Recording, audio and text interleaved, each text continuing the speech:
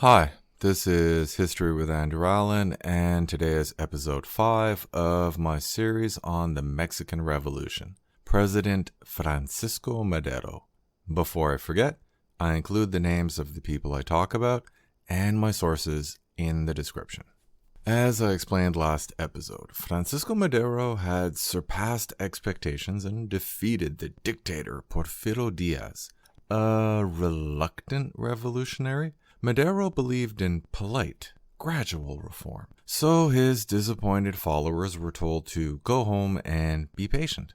Most of the rebels reluctantly complied, but Emiliano Zapata refused to meekly wait for well-dressed men in Mexico City to decide the fate of farmers in Morelos and continued to fight.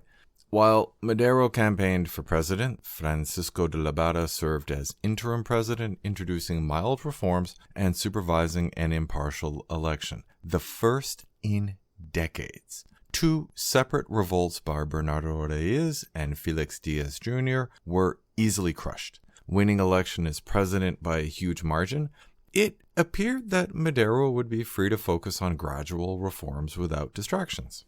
Near the top of newly elected President Madero's to-do list was the revolt in Morelos.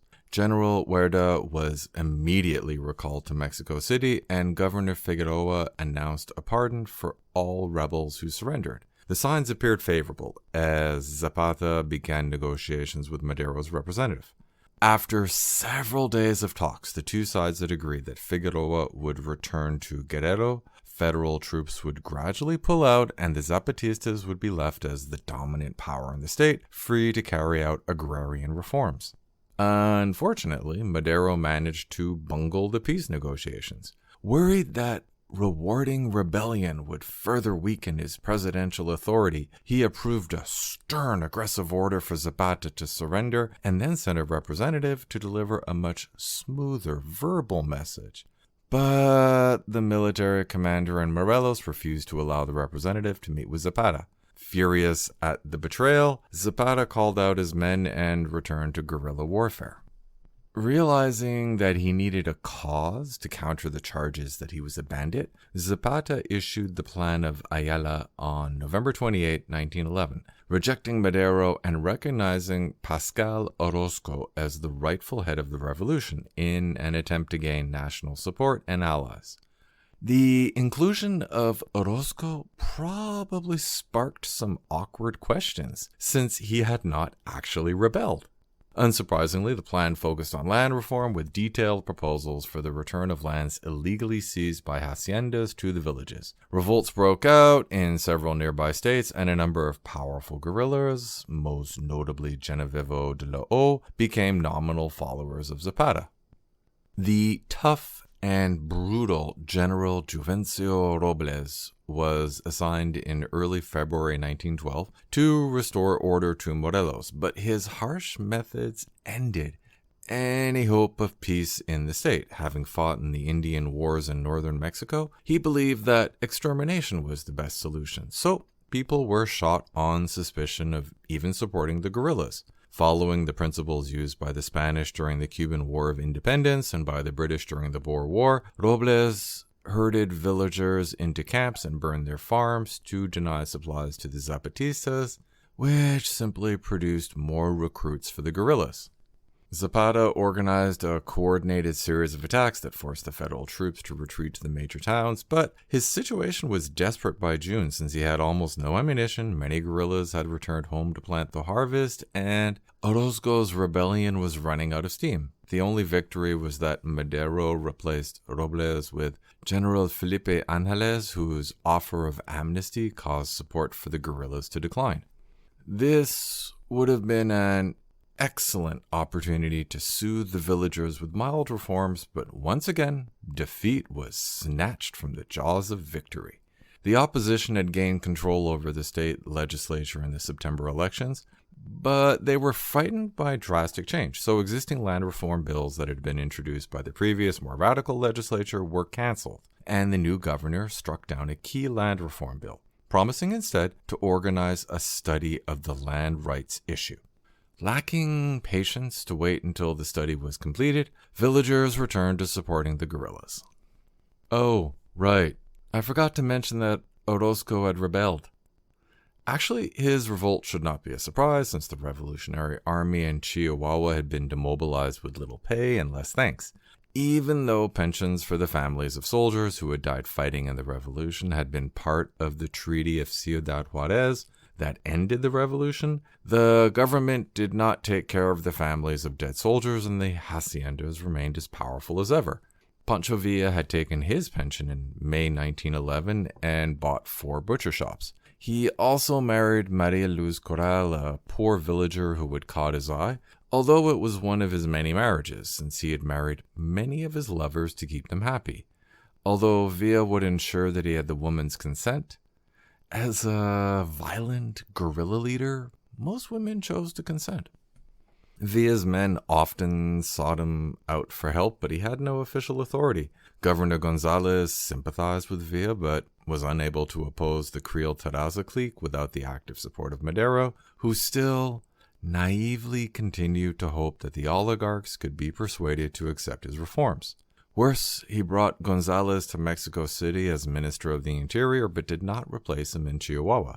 When Orozco was summoned to meet Madero in Mexico City on January 19th, the meeting went badly, ending with Orozco's resignation as head of the police in Chihuahua. The cause of the argument has never been stated, but was probably related to the fact that Orozco had never rejected Zapata's naming of him as head of the revolution.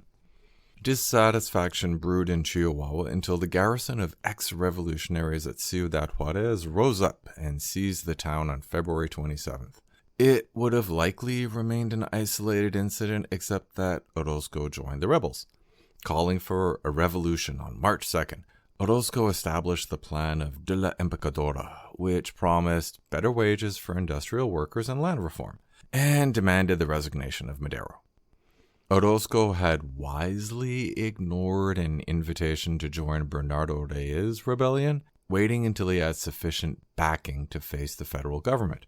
I just want to point out that the large number of revolutions in Madero's first year is confusing today, and was probably confusing to everyone involved at the time, since the various revolutions attracted odd alliances, especially Orozco's revolt.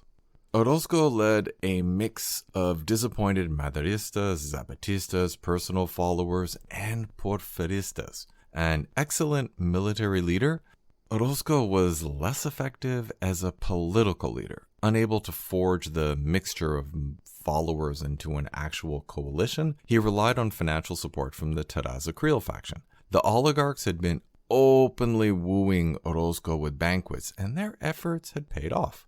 Aware of the bad optics, he tried to conceal the source of his funding from his leftist supporters, using a minor ex-consular officer named Gonzalo Enrile as his intermediary. Actually, Enrile was a poor choice, since he had a record of corruption and had served time in prison. Why was the Terraza Creole faction cooperating with the rebel who had tried to destroy them, you ask? Well, the Terraza family considered the middle class led by Madero to be the greater threat, and they hoped to use Orozco to end that threat. Orozco's motives are less clear, but he had never been a true revolutionary. Enrile became Secretary General of the Revolution, serving as the connection to the oligarchy for the money needed to buy weapons. Neither side wanted an open relationship because Orozco feared angering his leftist supporters, and the oligarchs feared Madero's reprisals. However, the relationship became an open secret a couple of weeks later when he ordered his troops to spare properties belonging to the Terraza Creole faction, which drove away some of his supporters. To be fair, the oligarchs had promised money, and they had delivered with generous loans. Fortunately for Madero, Villa remained loyal and was appointed commander of the troops assigned to deal with Orozco. Unfortunately, the sizable war chest provided by the Terraza family enabled Orozco to attract many disillusioned revolutionaries, so he had the larger army. Given Orozco's attempts to satisfy both his oligarch backers and his leftist allies, it's not clear whether he intended to betray one side or the other, but it soon became clear that he simply did not know how to lead a revolution. In particular, his decision to give Enrile free rein for his propaganda meant that Orozco became associated with anti-Americanism, even though he had had good relations with American companies. Tired of instability on the border, President Taft ordered an embargo on weapons sales to a rebel against the legitimate government of Mexico. The embargo should have been a toothless gesture of support for Madero, since there were too few American agents to monitor arms smuggling on a very large border.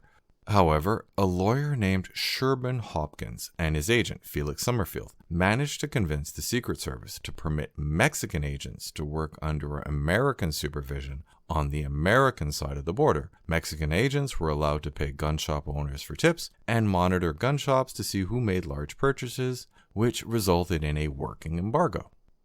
Once again, the revolt produced odd alliances. While Hopkins and Summerfield aided Madero, Hopkins' main client was Henry Key Pierce, a leading investor in American and Mexican railroads, and Summerfield was a German agent. On the other side, Senator Albert Fall was allied to the Terraza Creel faction and lobbied Taft hard to cancel the embargo, but he failed.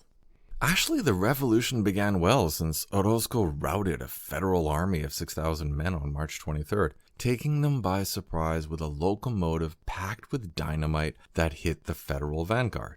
After gaining control of Chihuahua, Orozco named former Minister of the Interior, Emilio Vázquez Gómez, provisional president on May 4th, but pressure from Enrile caused Orozco to cancel the appointment 3 days later.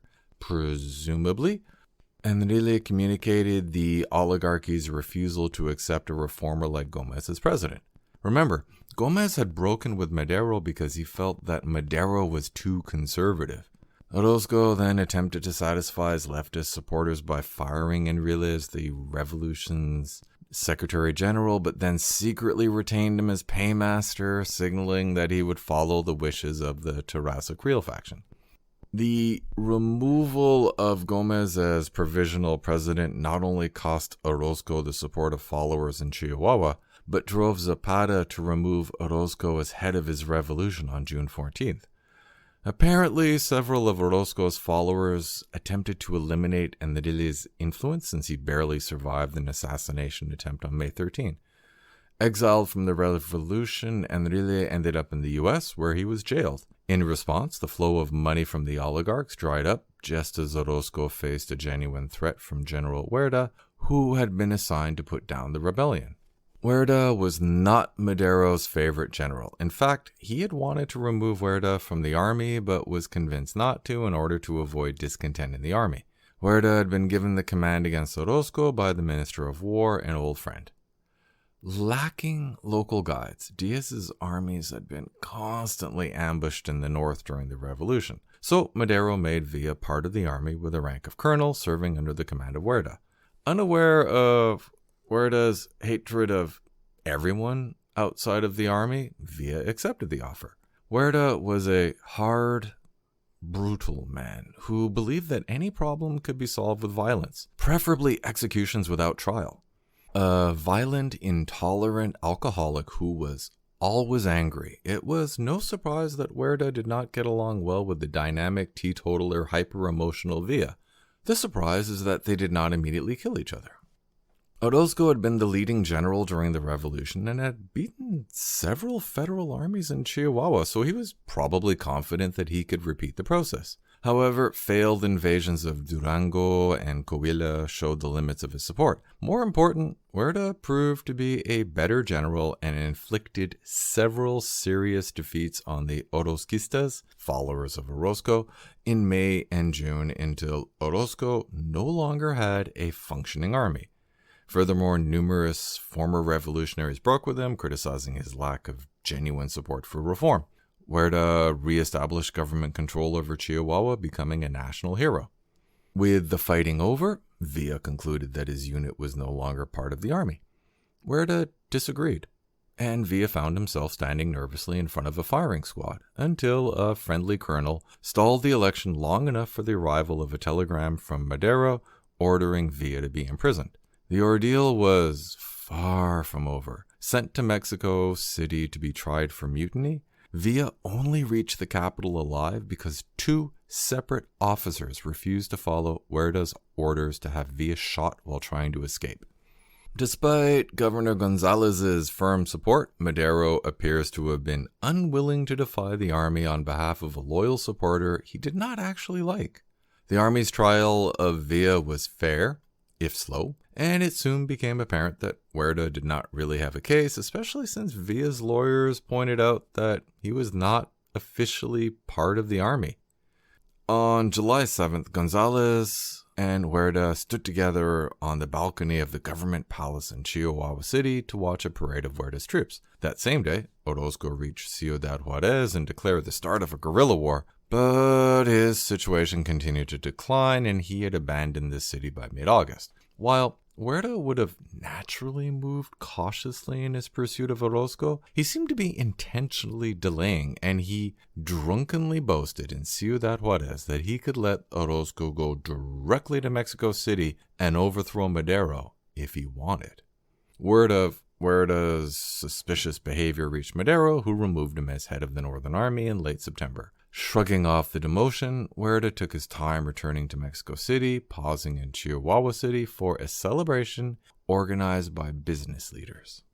Orozco's army may have been defeated, but the Terraza Creel faction was as strong as ever since they were forging links with Huerta, who shared their loathing of revolutionaries, Governor Gonzalez in particular. Bowing to the influence of the oligarchy, Madero agreed to give amnesty to all of Orozco's former supporters and permitted the head of the Terraza clan to return to Chihuahua from the United States.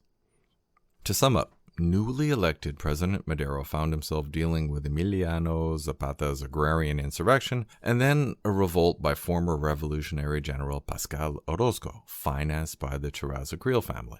While Orozco's revolt was defeated, Madero still had many enemies, and I will discuss their actions next episode. Thanks for listening.